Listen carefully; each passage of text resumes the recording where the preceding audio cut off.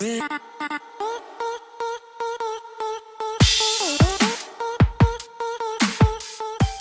listening to SpectraCast, the show where I get behind the scenes on diversity and inclusion.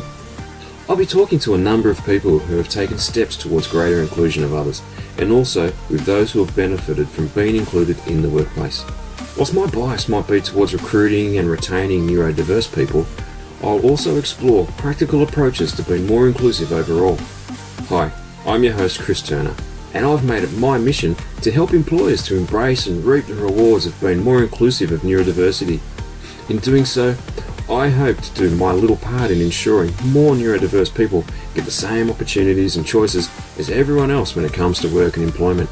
So, if you're curious and want to learn from those who are doing it, and you favour action over inaction, then stick around.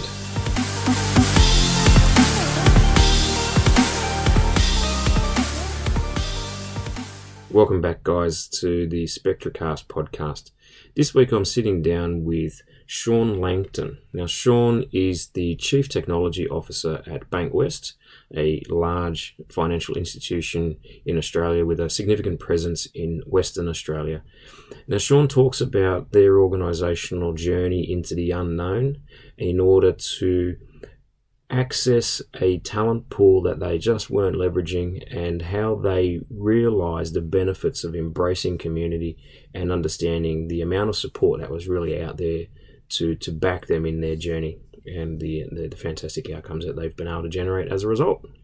So without any further ado, let's jump into it.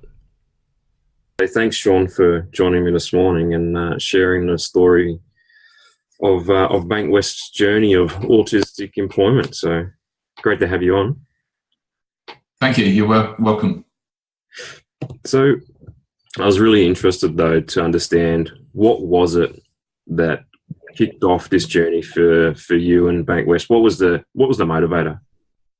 Yeah, there was probably two. One was opportunism on my part, and we were presented with a great opportunity, but it really met a need that we'd been facing into for a little bit of time around how do we grow and diversify our engineering workforce. So at the time I was the head of the software engineering department at Bankwest, and when you look out and survey the amount of candidates in the workforce in Perth in Western Australia, there's a diminishing pool of engineering talent. There's declining numbers coming through the university sector, and within that declining pool, there's also a reducing diversity. So when we were presented with the opportunity to partner with an organisation that could help us onboard colleagues on the autism spectrum, it kind of met a need that we'd been thinking about but weren't really too sure about how to go about, which was how do we grow the pool of future talent and future workforce for the bank. Yep. How do we do that in a way that increases the diversity of the pool and doesn't just get into an ever kind of narrower kind of gene pool of people coming through the university system? Yeah. So that diversity, did you have a specific target around? I know sometimes it gets lumped under the disability cohort, but was that a specific agenda, or was it more about just widening it beyond some of the more traditional diversity angles? Yeah, we have a diversity strategy, and we tend to focus at different points in time on different areas of diversity. But at the time, we didn't have a specific target or specific focus on disability or neurodiversity or anything like that. Yeah. Okay. It was more emanating from Bankwest has a very strong kind of community ethos or sense of being a significant employer in the Western Australia market, important member of the community, and that's something we do take seriously. So we tend to do our community engagements in a way that engages our staff, and we're really trying to make sure that the things we're doing are meaningful. We're not just writing sort of blank checks, and we're not just sort of taking a kind of charitable approach to these things, but we're doing that make a difference to the community. They're real important issues, make a difference to our business, and also matter to colleagues and can engage staff in the process. to make sure that we are contributing not just as a bank and a financial services provider, but also as a major employer in the state.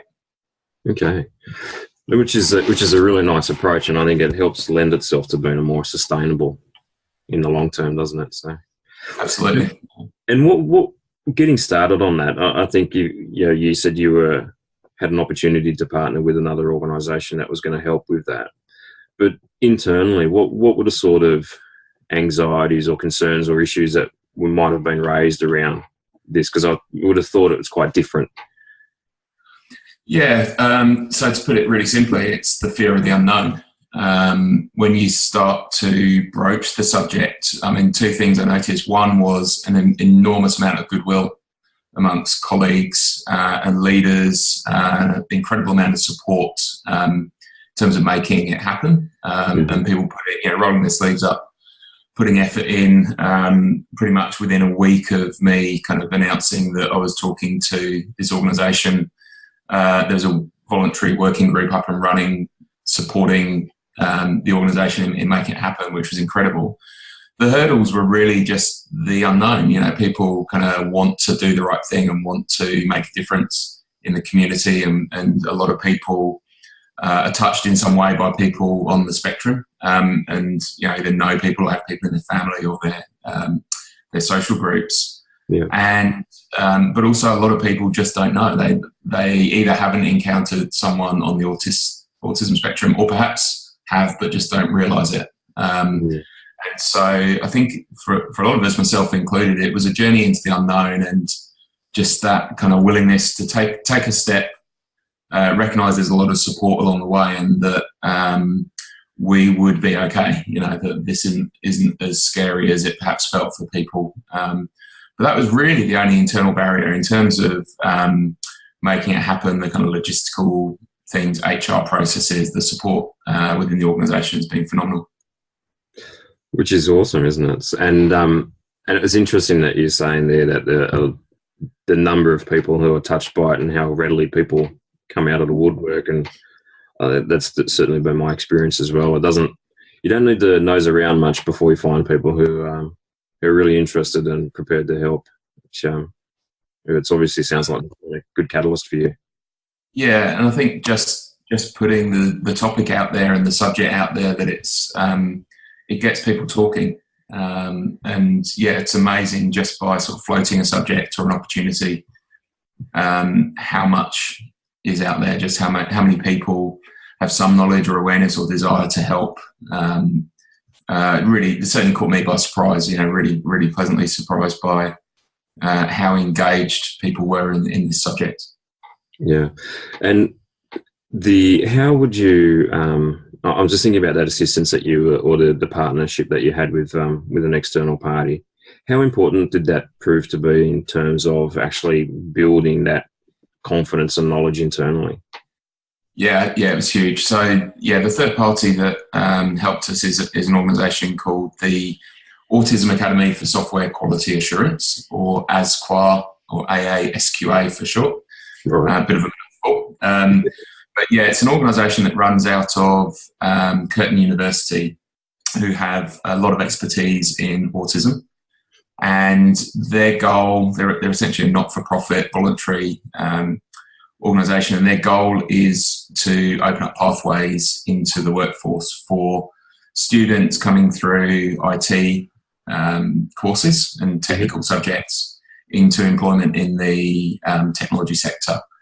And so what they have done is developed a lot of materials and provide a lot of direct hands-on support to the students themselves. Mm-hmm. And they were able to bring a whole bunch of expertise to us in the form of best practice, advice, and knowledge sharing and awareness that meant that the leaders who were hiring the interns into the workforce had somewhere to go, had some experts to call upon.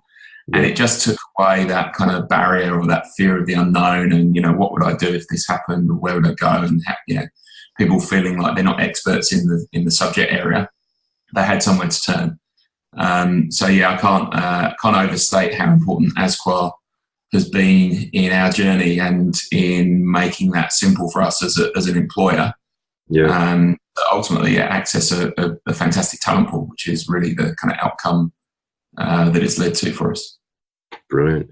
And in terms of accessing that talent pool, did you take a different approach to the recruitment and the search process?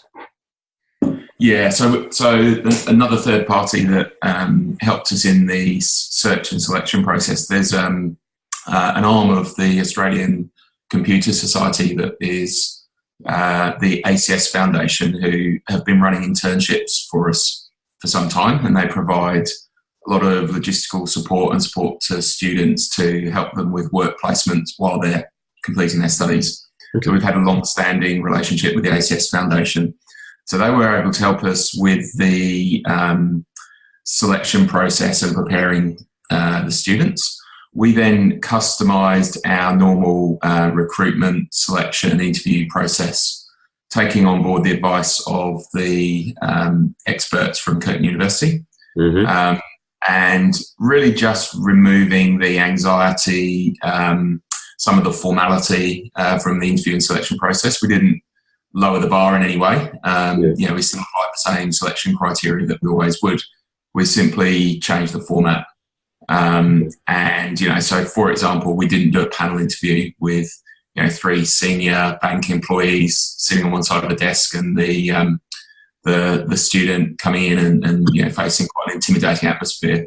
Yeah. We made it a little bit more social and a little bit more interactive. So we show people around the building. We explain to them what we do, and then we just find other ways to pick up the information that you need through a sort of formal interview process to run the selection. We still did technical tests and activities that we would normally do to check people's kind of technical credentials, but we just kind of softened the process really to allow people to kind of perform at their best in that kind of selection process, rather than sort of intimidate them, and taking on board the experts' advice that the reason that a lot of people on the spectrum are shut out from employment opportunities is simply because of traditional hiring practices and interviewing approaches, which just don't work. Create anxiety, and it means you're not seeing that person at their best. Yeah, absolutely. And what kind of feedback did you get from the candidates going through that process? What was their take on that? They've been really positive. I think not only the candidates themselves, but also their networks, so their families have also been incredibly thankful and grateful for the support, and not shy in kind of expressing that to us. So that's kind of really nice reinforcement to us that we're not only finding some great employees and workers, but the stories we're hearing from people's families around the difference it's making, and how it's helping people in their sort of broader life and their broader role in the community and in their family life. That's actually been really quite touching as well. So the feedback has been good. I think we kind of live and learn. One of the things that we've learned is that you can't really classify people on the spectrum and find one method or one way that works for people. You feel silly kind of reflecting on it. Yeah. But every single candidate has proven to be completely unique, which is true of all humans really. But it is one of the kind of obvious lessons that we learned really early is you can't just put people into pigeonholes and groups. You've actually just got to be a little bit adaptable and listen and watch and learn as you go. It was one of the really obvious learnings that we picked up really early. It is true. We are all different, and I think it can be challenging to have a corporate process, as it were, that can be that flexible at times as well. It's there is a tendency to be kind of fixed in a way, isn't it? So yeah, I think you've done pretty well to make that work. And when it came to onboarding and integrating these new employees into your organisation, how did you go about doing that? Yeah, so again, we were able to leverage some of the fantastic support that's out there in the broader community and in the autism support services. So there's an organisation called the Autism Association of Western Australia, and they came in and ran knowledge and awareness sessions for everyone who's going to be working with the colleagues. Mm-hmm. And that was just incredible in terms of just raising people's awareness and demystifying the whole space. Mm-hmm. Because what we didn't want to do is kind of, bring a bunch of people in and, on day one kind of just sort of announce them as, here's our colleagues who are on the autism spectrum and they're special and everyone's got to wrap them in cotton wool. But at the same time, we didn't want to not acknowledge that they were different and that, we needed to be aware of some differences. Yeah. And be able to accommodate those differences. So, the approach of running these workshops with the Autism Association of Western Australia was really, really powerful and really helped us just prepare the teams. And really from there, it was just a matter of learning as we went, providing support to teams, to team leaders and making sure they knew they had somewhere to turn. But to be perfectly honest, there weren't a whole series of major issues that we've had to really face into. Okay, well, that's really good.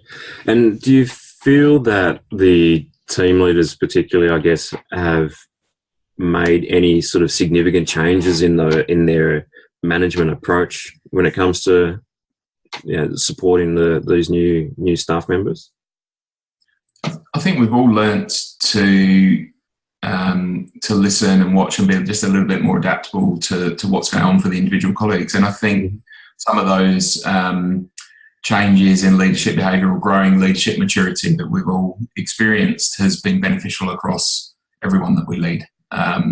When you stop and think about it, you realise that a lot of the things we're adapting, some of the things that cause anxiety for people, apply to a lot of people who are not on the spectrum. There's all manner of neurodiversities out there. There's a huge, almost epidemic levels of mental health issues that people often cover up in the workplace, mm-hmm. but can sometimes explain behaviours and anxieties and things. So I think the small tweaks that people have made, no one's really sort of redesigned their team structures or working practices in any way, but it's just been a sort of growing maturity amongst leaders in terms of their understanding of the whole person, of what might be going on the inside and being able to kind of read behaviours and just adapt their leadership style a little bit, be open, be accommodating, and ultimately help us accommodate a much more diverse workforce in all kind of range of diversities, not just autism. Yeah, well, that's it, because I think we are complex beings, aren't we? And people have always got stuff going on outside of work, and I think it's often easy to forget that we actually, a large part of our life exists outside of the office, but you can't really separate the two. Things sort of cross boundaries all the time, and it does impact on the way we act and feel and think. And it's not easy. We all kind of grow and learn as we go as leaders, but there's, we have, like any organisation, we have a strong set of corporate values that we uphold. We have certain team behaviours that we expect. We have certain professional etiquettes that we expect, and it can be difficult sometimes to strike that balance between, what's an acceptable level of diversity and just an acceptable level of accommodating people's differences versus, where do people just step outside the boundaries of acceptable behaviour in the workplace? But I think, you don't know until you just start sort of trying different things and, you stick to your kind of principles around what we're trying to do and make sure that create a safe and inclusive workplace. That's our ultimate goal. And, we all benefit from trying different things. Yeah, absolutely. And so when you think back to the beginning of this process for you and what you were hoping to achieve, and you look at it, at how things are playing out today, how do you think it's this exercise, this sort of, I don't want to call it an experiment, but this program, how do you think it's playing out relative to how you had hoped? Yeah, that's a good question. I mean, we never set out with a plan. So, I wouldn't want to call it experiment, because we don't, experiment on people, but we did take a very much sort of learn as you go kind of approach, with the idea that, there wasn't, this was a sort of no loss bet. It was a good area for us to explore, and we can only win. So yeah, we've had, I think we've had 7 interns through, and 3 of those have resulted in longer term employment opportunities for the candidates.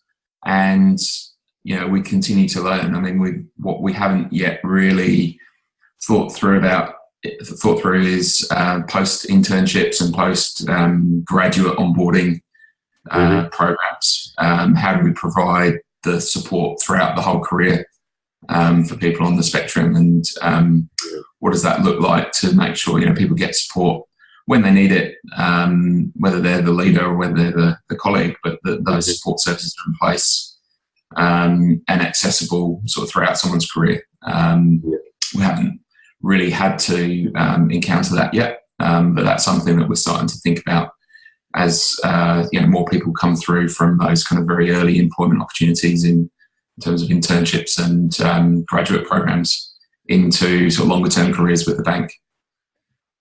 Yeah, because I think that's it can be tricky, because things can change along the way, especially as people move into new roles and their personal circumstances change. Things can crop up, and they might have been cruising along very happily for a long while, and then it can all kind of go a bit sideways. And well, I mean, one of the things that we're doing in the broader workforce is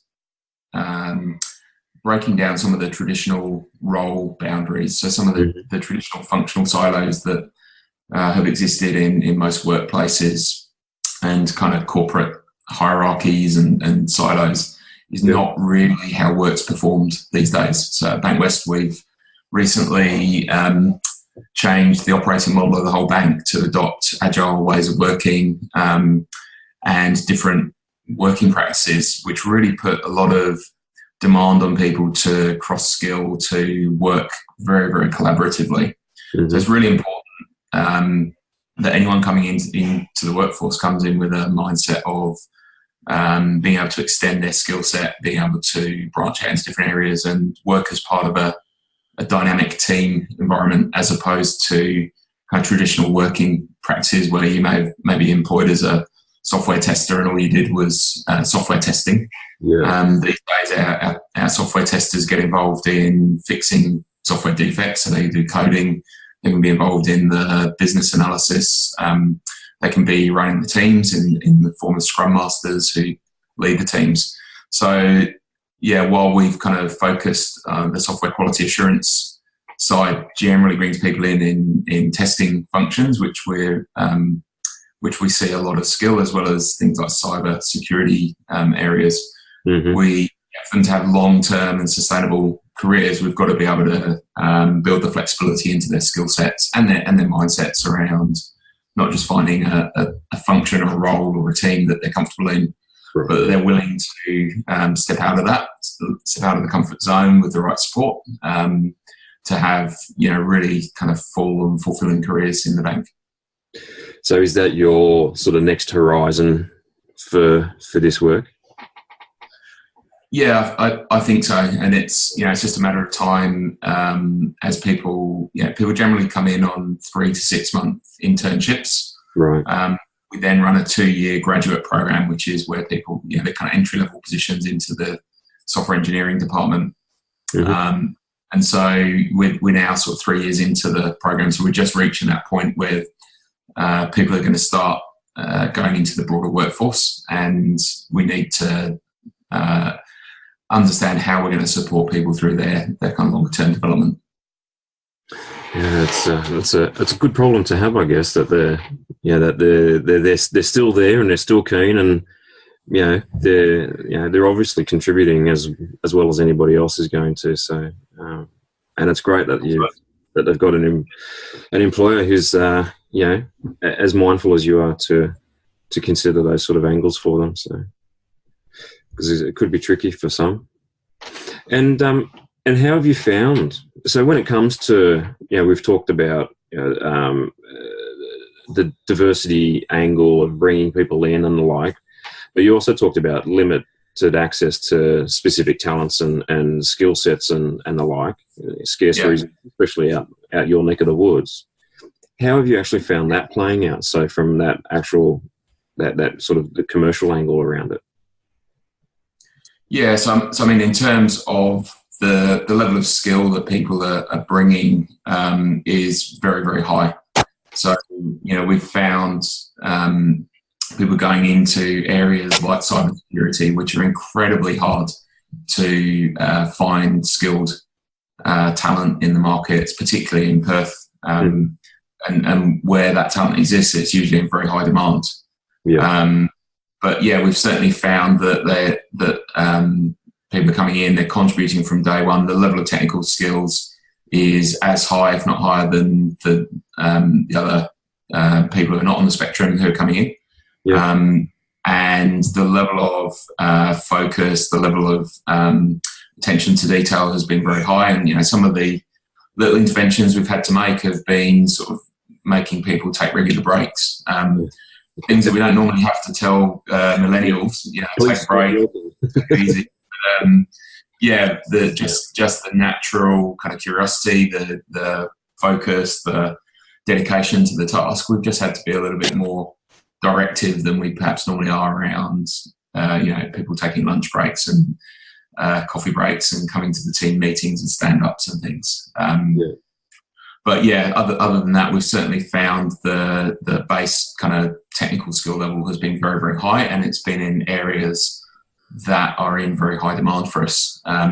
So while it's still, relatively small scale in terms of the number of people coming through, it all helps and all contributes to growing our workforce. And not only that, one of the reasons we like to talk publicly about some of what we're doing is we want to encourage a whole other generation of people to come into the training and the kind of university sector to educate in computer science or technology careers, and sort of demystify that whole space for people, because there's still a lot of perceptions out there amongst the community, amongst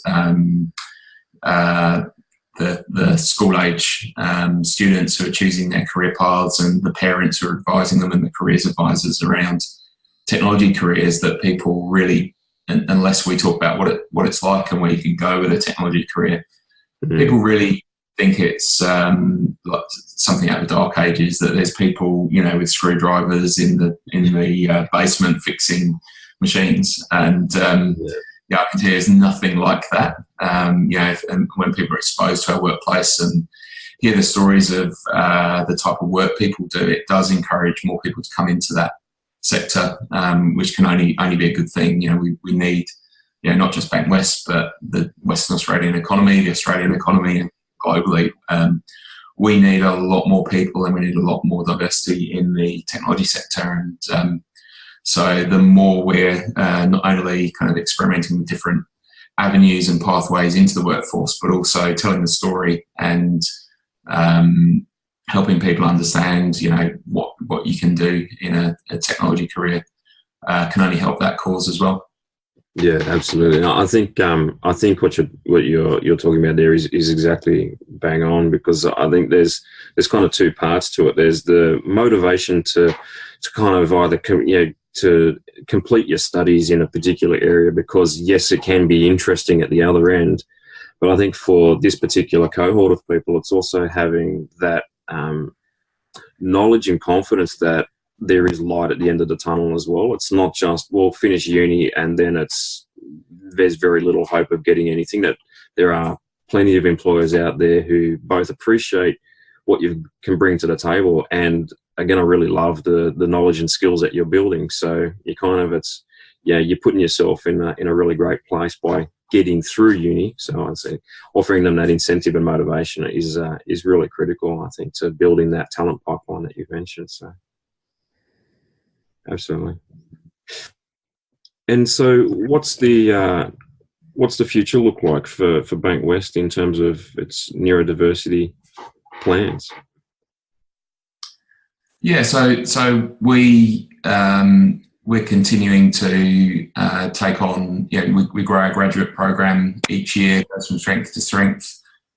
We continue to open up opportunities to people, whether they're coming into the grad program or our internships. We always put it out there and open it up to people coming through the ASQA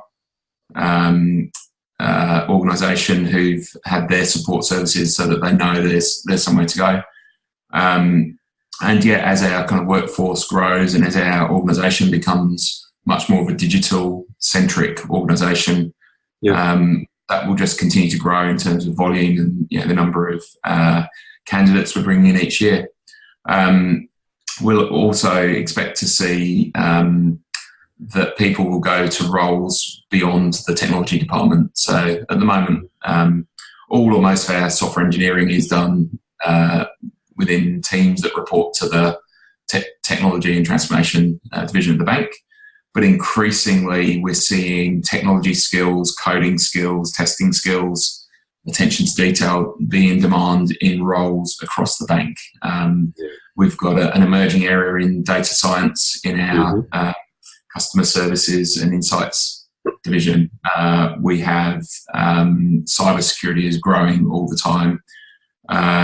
Risk systems are heavily data-driven and analytics-driven. And so we're seeing a lot of the roles that exist in the broader organisation are becoming a lot more technically centric, and that can only open up more opportunities for people coming through this kind of pathway into roles that may not be the traditional software engineering role or software tester role that's in the IT team, but could be blended with more commercial roles or other kind of activities that sit in other parts of the bank. So what I'm hearing there is lots of career prospects over time as well. I think anyone who can code, anyone who's comfortable with technology and likes working with it, and has a commercial mindset and a customer focus, coming through the uni sector today has enormous career opportunities in front of them, regardless of kind of where they sit on that kind of neurodiversity spectrum. Those skills are just going to be in incredibly high demand. And to the extent that, I'd be worried if I was coming through the uni sector these days without some strong technical skills, because, that is the future of work, and where we can see a very clear, strong and growing demand. That's great. It's been a fantastic chat, Sean, and I've really enjoyed hearing about the work that you're doing at Bankwest and the sort of the success that you're having with the program, and really excited, I think, about the prospects of where you're hoping to see that grow, and as we just said, expanding well beyond technology and opening up a lot of doors for people. I think it's fantastic, especially out in WA, where there's less options for people. It's a pretty long commute to Melbourne or Sydney, so you got to having opportunities to work for great organisations, doing some interesting and fun work is always good. So thanks for that. I think that's really great. If people were interested to learn more about sort of the details of your experience and what you've been doing and how you've gone about some of those challenges, how could they get in touch? So anyone can reach out to me on LinkedIn, and we're quite very comfortable opening the doors and showing people around. We've shared some of the best practices that we've developed. Like, we've written some documentation that we provide to any leader that's faced with taking on one of the interns, and we've provided that to third parties and other organisations that are going down this path. So we're always open to showing other employers around, to speaking about our experience, and helping other organisations go down the path that we've gone down. Perfect. That's brilliant. I really applaud you for that. It's I think it's a big thing for us, I think, as a community, to collectively kind of support the next organisation who's kind of keen to take the next step on wherever they are on that journey from being aware to actively doing something. I think, and that's kind of really the premise for this podcast show as well. It's just to help share lessons and stories like your own to help nudge people along. So brilliant. Thank you for that. I really appreciate your time this morning. Yeah, thank you. It's been lovely to talk. Thanks a lot, Sean. And I hope to chat soon. Cheers.